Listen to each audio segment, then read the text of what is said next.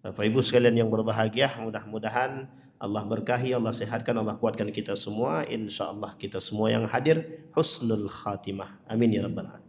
Baik, kita lanjutkan kajian kita dari kitabnya Salasuna Alamatan lil Munafiqin, 30 tanda orang munafik, karangan Dr. Aid Al-Qarni.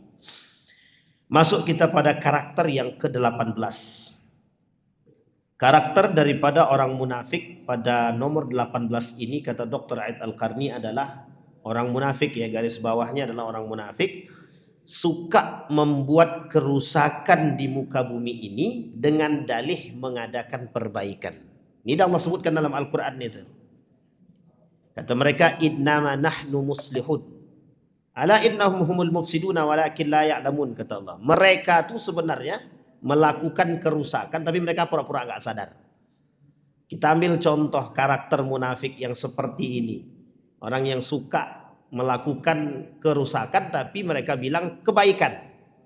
Manusia yang bermuka dua, dzal wajhin. Nabi kata dalam hadisnya, kata Nabi, saya tilan nasi zaman, akan datang satu masa kepada kalian, kata Nabi, manusia dzal wajhin, yang memiliki dua wajah. Nah, fitnah dua wajah ini itu fitnah munafik. Nabi kata dalam hadisnya, ya'ti 'alan nasi zamanun tazhar 'alaikum thalathuna kazzab. Akan muncul di hadapan kalian fitnah akhir zaman itu, kata Nabi, 30 para pendusta. Itu dinukil oleh Syekh Hasim Al-Asy'ari dalam kitabnya Risalah Ahlus Sunnah wal Jamaah. Artinya, konteks ini sebenarnya sama yang dikatakan Nabi. Berkali-kali Nabi sampaikan. Ternyata memang wajah munafik nifak ini memang betul-betul banyak. Apalagi di akhir zaman. Makanya berkali-kali kita sampaikan wajah nifak orang-orang munafik itu di akhir zaman yang paling banyak mengisi bumi. Dan kemunafikan mereka itu dengan wajah dua tadi. Dengan wajah dua. Merasa telah melakukan perbaikan tapi ternyata mereka melakukan kerusakan. Itu yang disampaikan. An-nifak juga terbagi atas dua. Satu, baik dia dari kalangan muslim, yang kedua dari kafir. Kalau dari kalangan muslim, itu yang paling berbahaya musuh kita hari ini. Makanya kalau kita tinjau hari ini musuhnya umat muslim itu, musuhnya umat muslim yang paling berat itu bukan Amerika Israel saja. Tapi musuh kita yang paling berat itu adalah yang ada dalam diri kita. Karena orang munafik itu paling banyak dalam tubuh kita sekarang. Kita ambil contoh sederhana. Apakah dalam semua orang yang dalam masjid ini wajahnya sama? Sama wajahnya, wajah beriman kepada Allah di dalam masjid, tapi kita tidak tahu di luar masjid. Sama nggak wajahnya? Itu yang dimaksud. Maka kita berdoa kepada Allah yang berada di dalam ini husnul khatimah, insya Allah semua baik. Nah, yang kedua, orang munafik dari kalangan orang-orang kafir, seperti yang dikatakan Israel dan orang-orang. Nah, yang paling nampak munafik hari ini di dunia bukan Israel dan Amerika, Inggris dan Perancis. Nah, hati-hati. Inggris, otak daripada kerusakan di muka bumi ini Inggris. Karena yang pertama kali melakukan fitnah munafik itu dari kalangan kafir itu adalah Inggris. Dia yang melakukan propaganda dunia termasuk Islam. Jadi ketika perang dunia pertama, Inggris itu melakukan propaganda besar. Pertama kepada Syarif Hussein, yang kedua kepada Ibnu Saud. Dan itu pada akhirnya apa? Pada akhirnya penyerahan Yerusalem atau Palestina, Baitul Maqdis kepada Yahudi, Israel. Itu parah Inggris itu. Jadi kalau Inggris sekarang itu mencoba mengakui Palestina, mungkin. Karena ada ketakutan politik. Nah, nanti kita lihat apakah ada penyakit orang-orang munafik itu rasa takut. Nanti kita lihat. Salah satunya itu. Nah, Bapak Ibu sekalian yang berbahagia, kembali kepada ayat tadi. Apa maksud ayat tersebut? Ayat ini diperuntukkan siapa? Bani Israel. Oleh siapa? Allah. Karena memang karakter Bani Israel begitu. Karakter Bani Israel itu. Satu, tidak mau meninggalkan nenek moyang, agama nenek moyang, karena takut akan kerugian. Yang kedua, takut kalau seandainya mereka tidak bisa mendapatkan apapun, tapi mereka harus masuk. Gitu. Jadi memang begitu karakternya gitu, Bani Israel itu. Nah, sekarang uniknya pengikut karakter Bani Israel itu banyak. Mengapa Allah pertunjukkan kembali karakter nifak itu? Karena memang kelak yang banyak tertipu oleh dunia adalah manusia-manusia seperti itu. Maka kata Imam Al-Ghazali dalam kitabnya Asnaful Maghrurin itu, kata Imam Al-Ghazali, ada orang yang tertipu karena ibadah, ada orang tertipu karena harta. Nah, orang yang tertipu karena harta ini mencakup semuanya, baik muslim maupun kafir yang sering tertipu.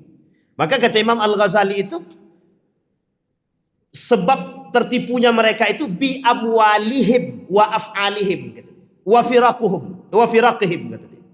Sebab tertipunya mereka itu karena harta mereka dan kelompok mereka. Dan itu ternyata disampaikan oleh Allah dalam Al-Quran, model daripada karakteristik jahiliyah pada masanya. Hamiyatul jahiliyah, fanatisme, golongan cinta terhadap harta, sama karakternya orang-orang jahiliyah. Dan itu yang dimiliki oleh kaum munafik gitu, kaum munafik itu. Karakter kecintaan mereka terhadap dunia, orang munafik dari kalangan Islam itu nampak ketika perang Uhud kedua. Yang ketika perang Uhud pertama mereka menang, turun ambil harta. Yang bisikin orang munafik memang. Dan itu musuhnya baginda Nabi, yang memang mereka ingin Nabi terbunuh. Tapi qadarullah, dengan keizin Allah Nabi tidak terbunuh. Ini bayangkan. Jadi propaganda nifak munafik ini berat. Apalagi urusannya skala global sekarang itu. Kalau kita umat muslim tidak bersatu, pun kita bersatu hari ini, dicari cara bagaimana memecah belahnya. Dan itu akan cari strateginya, Pak. Akan dicari strategi untuk menghancurkan umat muslim dari kalangan siapa? Umat muslim itu sendiri. Bagaimana caranya? Membuat mereka menjadi manusia yang munafik. Nah, sekarang pertanyaannya, siapa yang melakukan kerusakan? Mungkinkah orang beriman yang melakukan kerusakan? Tidak mungkin. Makanya disebutkan di sini, orang munafik yang selalu melakukan kerusakan di muka bumi ini. Apapun itu. Maka sederhana bahasa nifak itu begini. Muslim dia, tapi jualan khamar dia. Muslim dia, tapi menipu dia. Itu munafik juga itu. Itu sama tuh. Jadi yang melakukan kerusakan di muka bumi ini siapa? Orang-orang yang mengaku muslim, tapi mereka melakukan kemaksiatan kepada Allah. Maka hati-hati. Ayat ini selaras dengan keadaan dan juga selaras dengan kondisi manusia akhir zaman. Baik, itu yang ke-18. Kemudian karakter yang ke-19 kata Dr. Aid Al-Qarni, tidak ada kesesuaian antara zahir dan batin. Betul. Karena izharul Islam wa ibtalul kufri, mereka tampakkan keislaman tapi mereka sembunyikan kekufuran mereka, kekafiran mereka. Dan yang sekarang itu banyak, boleh dibaca dalam kitab Al-Muwalat misalkan, dalam kitab Al-Wala wal Bara misalkan. Sama, itu kelihatan itu. Al-Wala wal Bara. Kemana mereka lebih dekat? Ke kafirkah atau ke muslimkah? Ke kafirkah atau ke islamkah? Nah, untuk melihat itu paling mudah, tengok ketika kasus Palestina. Itu paling banyak. Makanya kenapa saya berani katakan orang yang masih membeli produk Israel munafik, karena mereka lebih mendorong, lebih pada mendukung kaum-kaum Israel, Yahudi. Oke, Bapak Ibu, kalau masih beli minuman-minuman barang-barang dari Yahudi, Israel, saya katakan munafik. Kenapa? Kita masih membantu mereka. Itu kalau dikaji dalam kajiannya Al-Wala wal Bara, kita sekarang ini loyalnya kepada siapa? Loh, kita tanya, sekarang negara itu loyalnya kepada mana? Di mana yang paling menguntungkan secara ekonomi? Loyalnya. Itu yang kita khawatirkan. Makanya kita sekarang berharap dengan adanya perjanjian antara Afghanistan dengan Saudi Arabia, itu menjadi simbol kekuatan umat muslim untuk bersatu, bukan justru sebaliknya. Itu penting, Pak, karena mengkaitkan keadaan sekarang ini memang posisinya begitu. Memang nifak semua, yang bermain adalah kemunafikan. Kalau tidak bermain kemunafikan, mereka tidak akan bisa menghancurkan Islam, tidak akan. Dan sekarang ini bukan saatnya perang antara muslim dengan muslim. Perang yang sesungguhnya itu antara kafir dengan muslim, Yahudi, Muslim. Kita tak berperang dengan Nasrani, kita tak berperang dengan Buddha, kita tak berperang dengan Hindu, kita berperang dengan Yahudi. Nah, itu yang paling penting, Pak. Loh, di tengah umat Muslim justru ada umat Muslim yang loyal kepada Yahudi. Nah, itu masalah itu. Itu yang menjadi masalah kita sekarang. Maka ada zahir dan ada batin. Sekarang kita lihat. Nah, sekarang skala kecilnya apa? Ketidaksesuaian perkataan manusia orang-orang yang Muslim atau beriman dengan perbuatan dia sendiri. Kabura maqtan 'indallahi an taqulu ma la taf'alun. Nah, uniknya penyakit yang paling besar ditakuti oleh Nabi akan terjadi. Apa itu penyakit yang paling besar? Munculnya orang-orang yang dengan lisannya mereka bisa menghancurkan dunia dan mengajak umat ke dalam neraka. Itu nifak. Berat, Pak. Makanya Dajjal itu, pengikut Dajjal itu adalah salah satunya adalah orang-orang munafik. Nah kalau manusia ini dipenuhi dengan orang munafik, berarti bentar lagi Dajjal datang. Selesai urusan kita. Berarti bentar lagi kiamat Ustaz. Ya mungkin. Dan kita sebagai orang beriman wajib mengimani kemunculan Dajjal itu wajib. Beriman. Karena itu tanda akhir zaman. Salah satu tanda besar akhir zaman itu dibuka dengan munculnya Dajjal. Nah syarat munculnya Dajjal itu kalau kehancuran dunia ini sudah nampak. Sudah tampak. Dan sekarang nampak. Kemunafikan itu jelas. Yang salah dibela, yang benar masuk penjara. Itu bagian. Bagian daripada karakteristik tanda munculnya Dajjal itu begitu memang. Yang salah dipertahankan, dibela, dijaga, yang benar masuk penjara. Karena kalau seperti itu sudah jelas itu. Makanya kita hari ini dibuat seperti orang yang tersipu dengan keadaan perkembangan dunia, tapi di balik perkembangan yang besar itu kita sedang disuruh diam. Apa maksudnya? Lo ndak usah keluar-keluar agama. Ini bukan urusan agama. Ini urusannya dunia. Dunia dibesarkan, agama dikerdilkan. Tujuannya apa? Membuat manusia menjadi pengikut Dajjal semua. Selesai Pak. Bahasa sederhananya begitu. Apakah kita tak takut dengan keadaan tersebut? Oh harusnya bagi orang beriman wajib takut Pak. Kenapa saya katakan wajib takut? Karena kondisi kita tergantung pada amal ibadah kita dan keimanan kita. Nah orang yang kuat iman dan kokoh tidak akan tertipu dia. Tidak akan tertipu. Tapi orang yang memiliki kepentingan. Badan dia sholat, hati dia mencuri. Itu yang disebut dengan izharul Islam wa ibtalul kufri. Dia tampakkan keislamannya. Dia sembunyikan kekufuran atau kekafirannya. Bahasa sederhananya bagi orang-orang. Sholat dia tetap dia korupsi. Sholat dia dihalalkan yang haram. Itu sama tuh. Itu sederhana tuh Pak. Paling sederhana aja begitu. Jadi kalau kita nggak pengen dikatakan munafik, harus sejalan antara lisan dengan perbuatan. Memang berat. Disitulah tujuannya kita berusaha. Makanya orang yang punya Allah itu tidak melihat hasil, Allah melihat usaha. Ada seorang yang berusaha tapi tidak dapat, tapi Allah lihat usahanya. Allah tidak lihat hasilnya, tapi Allah lihat hasil. Allah lihat bagaimana cara mengusahakannya atau berusaha. Baik. Maka antara zahir dan batin harus selaras. Maka kata Allah dalam surat Al-Munafiqun, apabila orang-orang munafik datang kepadamu, maka mereka berkata, kami mengakui sesungguhnya kamu benar-benar Rasulullah. Idza ja'akal munafiquna qalu nashhadu innaka la Rasulullah. Wallahu ya'lamu innaka la rasul, wallahu ya'lamu innal munafiqina lakadzibun. Gitu deh. Orang-orang munafik itu mesti betul-betul dusta. Jadi bahasa sederhananya, Bapak Ibu, kalau kita mengaku beriman, seharusnya lisan kita terjaga, kaki kita terjaga, mulut kita terjaga, tangan kita terjaga, mata kita terjaga. Yang paling penting di antara itu semua, hati kita terjaga. Tapi kemungkaran makin banyak. Iya, kemungkaran makin banyak karena diamnya orang-orang beriman. Selesai. Maka di akhir zaman itu seperti yang saya katakan kalimat terakhir tadi. Kemungkaran itu akan semakin merajalela, orang beriman akan diam. Maka di tengah posisi seperti ini, kata Gus Baha itu, merujuk kepada hadis Nabi itu, kata Nabi, orang yang paling aman, orang yang paling selamat adalah mereka yang teguh dengan pegangannya. Ada dua kemungkinan, melawan atau beruzlah. Kalau enggak, selesai kita. Makanya, mohon maaf kalau kita bicaranya konteksnya seperti ini. Kok ada kemungkaran dibiasakan? Ya karena memang dibiarkan ya, karena kita memang kebiasaan kita begitu. Setiap orang melakukan mungkar ya kita diam aja. Akhirnya apa? Ya didiamkan kan.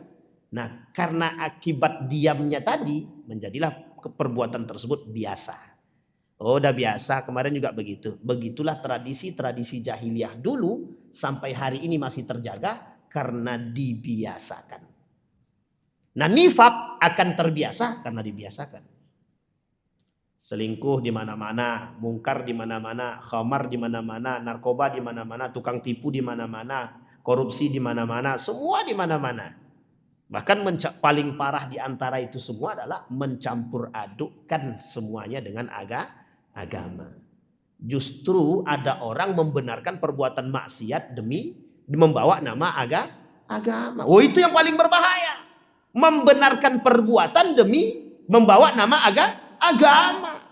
Apa kata Dr. Mawardi Muhammad Saleh? Orang-orang seperti itu nifak yang besar, kata nifakul akbar. Itu nifak yang paling besar. Baik. Lau khasha'a qalbu hadzal khasha'at al-jawarih. Seandainya hati lelaki ini khusyuk, niscaya seluruh anggota tubuhnya akan khusyuk. Kalau hati ini beriman, maka semua beriman. Kalau hati kita ini kuat, maka kita kuat. Kalau tidak kuat, hati kita tidak kuat.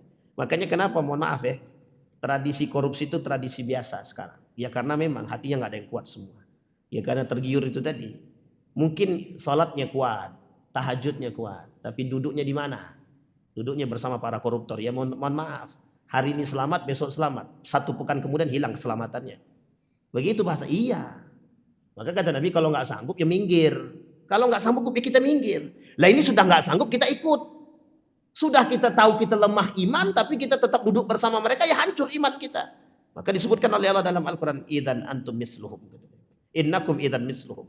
Sesungguhnya kalian akan menjadi seperti mereka karena sering duduk dengan mereka. Kita sering duduk dengan orang munafik, lama-lama kita jadi munafik.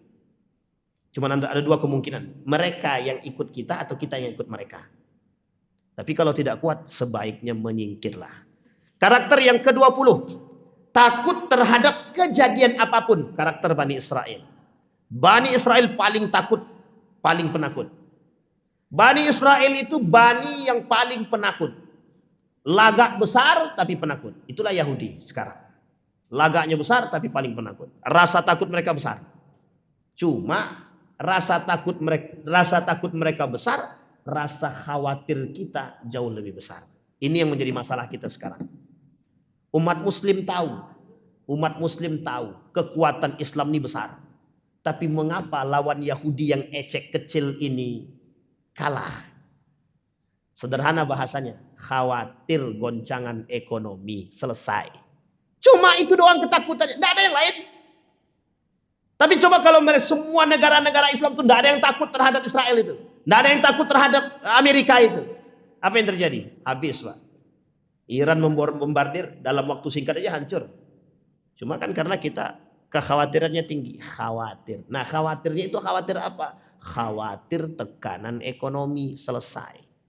Cuma itu penyebabnya. Sekarang pertanyaannya, kalau tolak ukurnya ekonomi, berarti tolak ukurnya apa? Materi. Kalau tolak ukurnya materi, berarti tandanya apa? Hubbud dunia. Makanya wajar kalau Nabi katakan kelemahan umat muslim adalah cinta terhadap dunia. Salah satu penyebabnya hancurnya negara, salah satu penyebab hancurnya negara ini dan agama ini, yaitu karena itu tadi, hubbud dunia. Maka kata Umar bin Khattab, kalau pemimpin sudah memperkaya diri, salah satu tanda kehancuran satu negara. Salah satu tanda kehancuran satu negara itu kalau pemimpin sudah memperkaya diri. Tapi beda lagi dalam pandangannya Ibnu Khaldun. Kalau pemerintah sudah terus-terusan mengambil pajak dari rakyat, maka tanda kehancuran, kata Ibnu Khaldun. Nah itu bahayanya juga itu. Jadi susah juga kita kan, mau nggak mau kan gitu. Tapi ya begitu prosesinya. Dan apa yang dikatakan oleh Ibnu Khaldun itu terbukti. Dan apa yang dikatakan oleh Umar bin Khattab itu terbukti. Begitu keadaannya, orang akan memperkaya diri. Dan itu perkataan Nabi. Kita tidak bisa mengatakan itu tidak mungkin terjadi. Tak, karena itu sudah perkataan Nabi. Maka apa yang harus kita lakukan? Yang pertama, mengetahui keadaan. Yang kedua, memperbaiki keadaan. Yang ketiga, kita bertahan dengan keimanan kita di tengah carut marutnya dunia. Itu yang paling penting. Sehingga kita butuh keselamatan. Kalau kita tidak punya kekuatan, ya sebaiknya kita menjadi tidak masuk dalam bagian mereka. Tapi kalau kita kuat, kita berhak untuk melawan. Tapi kalau kita tak mampu dan tidak punya kekuatan, maka ada poin ketiga yang dikatakan oleh Nabi, beruzlah. Diam atau beruzlah. Uzlah itu kita mencari tempat yang lain. Baik. Takut terhadap kejadian. Mereka mengira bahwa tiap-tiap teriakan yang keras ditujukan kepada mereka. Benar, orang-orang munafik itu penakut. Contohnya ketika disuruh perang, mereka nggak mau perang. Tahu Bapak Ibu, tahu kenapa alasan para orang munafik itu dalam perang Badar, dalam perang Uhud, dalam perang Tabuk mereka nggak mau ikut? Alasannya takut mati. Karena mereka masuk Islam bukan karena ingin mencari keridhaan Allah, bukan, karena ingin mencari kepentingan. Apa kepentingannya? 2. 1, bisnis, ekonomi. Yang kedua, jabatan. Lah kalau sekarang, apa bedanya orang munafik sekarang dengan dulu? Orang munafik sekarang dengan dulu bedanya tipis saja. Orang munafik sekarang lebih rakus daripada munafik dulu. Bisa dipahami Bapak Ibu ya? Sederhana ya bahasanya, tapi lumayan kan? Itu kondisi kita sekarang. Makanya ketakutan kita itu bukan hanya kepada orang kafir. Ketakutan kita adalah terhadap tubuh kita sendiri. Lisan kita mukmin, tangan kita kafir. Maka dibahasakan oleh Nabi dalam hadis itu, yusbihu mu'minan wa yumsi kafiran. Yumsi mu'minan wa yusbih kafiran. Kadang malam dia beriman, pagi dia kafir, dia sudah. Pagi dia mukmin, malam dia kafir. Nah itu dia. Makanya ada doa selanjutnya itu ada hadis yang lain berbicara liyatuba musi'an nahar. Bertaubat dia beribadah kepada Allah di malam hari, liyatuba musi'an nahar. Kemudian kalau dia melakukan dosa di siang hari, liyatuba musi'an lail. Agar dia berdoa kepada Allah. Ketika dia berdoa di malam hari, Allah hapuskan dosa-dosa yang siang. Ketika dia berdoa di siang hari, Allah hapuskan dosa-dosa di malam hari. Baik. Nah, ketakutan. Memang orang-orang munafik ini paling penakut, paling penakut. Memang karakter mereka itu. Karakternya penakut. Makanya Nabi bilang dalam hadis yang lain, diajak berperang, tidak mau dia. Nah, pengkhianat juga. Ada satu hadis mengatakan satu cerita dalam sejarah itu begini. Ada seorang pemuda diajak berperang, tidak mau dia, tinggal dia sendiri di rumah. Satu ketika perempuan lewat depan rumahnya, loh kok ada laki-laki nggak berperang? Ada laki-laki tapi nggak berperang. Oh, itu hina sekali. Sementara di antara semua laki-laki yang ada di Madinah itu perang, tinggal satu orang tidak berperang. Satu ketika karena dibilangin begitu, harga dirinya jatuh. Apa yang terjadi? Apa yang dia lakukan? Yang dia lakukan adalah pergi dia ke belakang rumah, ambil kudanya, dia ambil pedangnya, dia berangkat berperang. Ditebasnya semua musuh-musuh tersebut. Sahabat bilang, ya Rasulullah, perhatikan Fulan bin Fulan ternyata gagah dalam berperang. Nabi dengan santai menjawab, kata Nabi, Fulan bin Fulan, kata Nabi, bukan ahlus surga, bukan laysa min ahlil jannah, bukan dari orang-orang penghuni surga, kata dia. Kaget para sahabat, tapi dia berperang sangat bagus. Kata Nabi sederhana, dia berperang bukan untuk kita. Dia berperang bukan untuk Allah. Dia berperang untuk harga diri dia. Orang munafik begitu. Itu orang munafik begitu. Nah, orang sekarang kenapa mereka mencari harta terus? Karena harga diri. Kalau miskin kami dihina, kalau kaya kami dihormati. Seolah-olah kehormatan, kemuliaan dan penghormatan itu hanya didapat karena kekayaan. Nah, yang menyebabkan dunia ini terbalik siapa? Orang-orang seperti itu. Makanya hari ini orang beriman itu biasa-biasa saja. Dulu orang kalau sudah imannya baik, mesti disegani Pak. Guru ngaji dulu dihargai orang betul. Datang ke rumah disambut dengan baik. Sekarang kebalik, orang yang punya harta yang disambut dengan baik. Dunia, begitu keadaannya. Permainan. Baik, terakhir yang ke-21. Beruzur dengan dalih dusta. Nah ini yang susah nih Pak. Beruzur dengan dalih dusta. Sederhananya, kalau kita tidak mampu menepati janji, jangan berdusta. Sampaikan, misal hadir dalam satu undangan, hukumnya wajib. Bapak Ibu diundang oleh tetangga. Meskipun jauh, jarak rumahnya agak lumayan lah gitu. Dari sini mungkin ke mall, diundang. Dan datang ke rumah. Apa hukum datang dalam undangan tersebut? Wajib. Hukumnya wajib. Jika ada uzur. Bapak Ibu pura-pura bilang, maaf saya nggak bisa datang. Nelpon nih nggak bisa datang. Anak sakit padahal anaknya sehat. Ada dua hal yang harus Bapak Ibu perhatikan. Satu, Allah akan datangkan penyakit baik itu kepada anak atau kepada yang lain. Yang kedua, dapat dustanya, dosa. Yang ketiga, dosa tidak datang dalam undangan. Nah, yang dikatakan nifak itu yang mana? Dusta dalam janji. Itu dusta. Kalau tidak punya, kalau memang kita tidak mau datang, ya selesaikan dengan cara yang baik, sampaikan. Bagaimana caranya? Ya pakai gaya-gaya yang baik. Dan itu dibenarkan, benar, tidak ada masalah. Cuma kita sekarang ini terlalu mudah mengingkari janji. Nah, salah satu karakter orang munafik hari ini, suka berjanji, suka mengingkari. Suka bersumpah, suka mengingkari. Suka mencari amanah, suka mengkhianati. Tiga-tiganya tuh. Jadi kalau ada orang yang suka dengan amanah, mesti orang itu pengkhianat. Kalau ada orang suka bersumpah, mesti suka mengingkari. Kalau ada orang suka berjanji, mesti suka mengingkari. Bisa dipahami Bapak Ibu ya? Tiga ini harus dipahami baik-baik. Kalau ada orang suka dengan amanah, mesti pengkhianat dia. Mesti pengkhianat. Kalau orang suka dengan janji, maka mesti dia pengingkar janji. Kalau lisan seseorang mudah bersumpah, mesti dia suka mengkhianati sumpah. Dosanya banyak gitu. Baik Bapak Ibu sekalian yang berbahagia, sampai kita pada nomor 21. InsyaAllah jika Allah takdirkan kita ketemu, kita akan ketemu lagi. Kita bahas di pertemuan selanjutnya, yang kedua-dua sampai yang selanjutnya. Mudah-mudahan bisa segera selesai 30 tanda orang-orang munafik dan kita terlepas dari manusia-manusia munafik. Salah satu karakter atau ciri biar terlepas dari kemunafikan itu, kata para ulama itu, orang yang suka salat 5 waktu di masjid khusus bagi laki-laki selama 40 hari terlepas dari kemunafikan. Tapi ingat, setannya naik tingkat, dari setan jadi iblis kan begitu. Jadi mesti ujiannya lebih berat. Nggak mungkin manusia hidup tanpa ujian. Saya kira itu saja, mudah-mudahan bermanfaat. Fa'tabiru ya lil absar la'allakum tuflihun. Assalamualaikum warahmatullahi wabarakatuh.